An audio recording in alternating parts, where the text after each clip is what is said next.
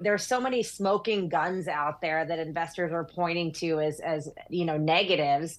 You look at some of the economic data that's coming in worse than expected. You look at especially the labor market data, which is showing some cracks. Earnings is not one of them.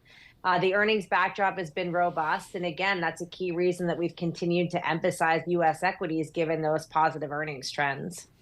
So we heard from the Fed chairman on Friday pretty clearly looking to cut rates there, assuming that actually takes place here, maybe beginning in September. What sectors screen well for you in a market where, earnings, the rates seem to be coming down?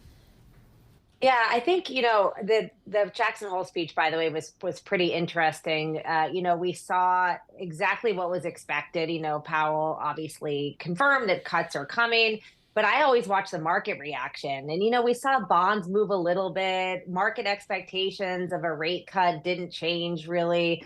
100 basis points penciled in for this year. But we saw huge moves in equities and in currencies with the dollar plunging to near 2-year lows. So I think it was a big sort of sentiment driven move there as nothing to me really seemed to change in terms of the expectation. So I think that was notable. In terms of sectors and parts of the market that we think should do well, it's sort of the opposite of the market reaction that we've seen with areas like small cap value stocks doing the best since that day. Areas like international value stocks, which have benefited from that weaker dollar. We actually think that the Fed is probably going to be cutting because something's wrong.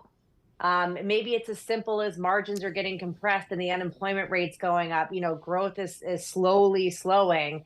So in that case, cyclical assets wouldn't be rewarded. This is like the secret life of asset allocators and the way that we think about these cross asset moves.